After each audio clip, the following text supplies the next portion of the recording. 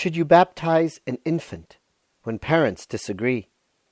An Ask Father session with Father Albert Kallio.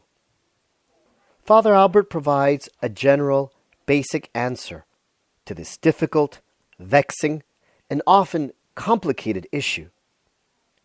Some related concerns include the following.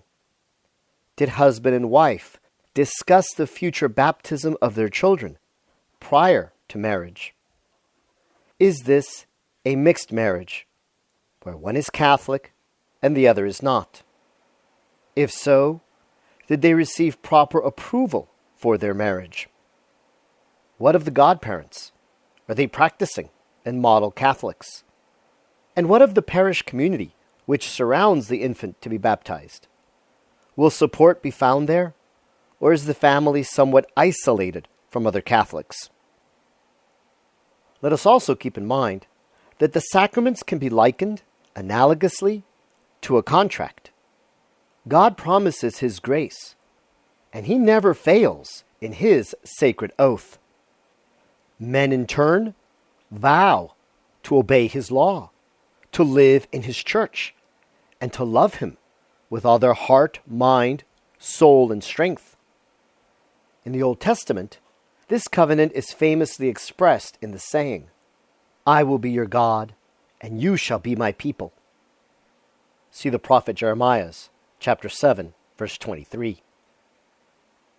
If parents have no intention of keeping their end of the sacred contract, if they are not committed to raising their children as good, faithful Catholics, then that matter must first be addressed. For while baptism is necessary for salvation, it is not a guarantee. It is not some magical get into heaven ticket. Baptism, like each sacrament, confers sanctifying grace, and grace builds on nature. One who squanders this grace is liable for judgment.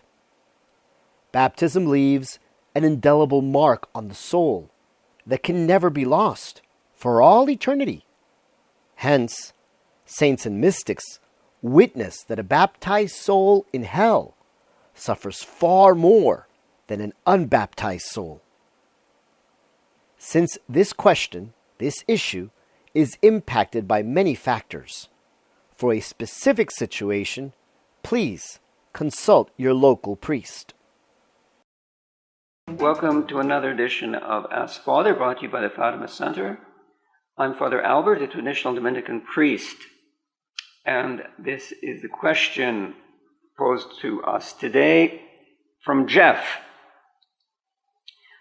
Father, it was said that a baby should not be baptized against the parent's will, that this action may lack prudence and lead to many problems. But what happens when the parents are divided on this matter? One parent is opposed to having their child baptized, and the other parent desires it greatly for their child. And there's a supplementary question on this. Someone else asked if it's a good idea to conditionally baptize a baby whose parents have abandoned the faith. We'll first answer that question. Well, obviously, no, you don't conditionally baptize a baby whose parents have abandoned the faith. And conditionally, they seem to think it means sort of like just in case, maybe. Well, that's not what conditionally baptized means.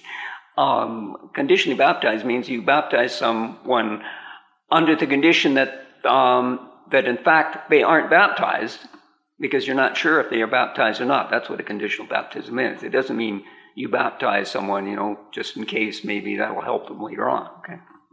So the answer to that question is obviously no. It's not a good idea to conditionally baptize someone whose parents have abandoned the faith. The other question is a little bit more difficult. First of all, it's true that you should not baptize a baby against the parent's will, because as St. Thomas says, a child is in a way part of the parents. It belongs to the parents. It's like part of them. So it belongs to them. So you can't do something to it that they don't want you to do, at least until the child comes of age. And then it's the child himself who decides. And practically, obviously, if you baptize a child and against the parent's will, well, then that baptism is not going to produce its fruits, because if the child isn't brought up Catholic, this baptism is not going to help him, and it's even going to hurt him, because it won't live according to this grace that it's received. So it will end up being a graver sin for that person than for someone who's not baptized. So even eternally, there can be something that will harm the person. Now, as to the question of whether when one of the parents wants the child to be baptized and the other doesn't, well, again, because the child belongs to both parents, you can't baptize a child unless both parents accept. Now, in some cases, one of the parents isn't Catholic, perhaps, or doesn't practice their faith, but they have to at least sign something saying that they accept that the child be baptized and be brought up a Catholic. Because otherwise you can't baptize the baby for the same reason.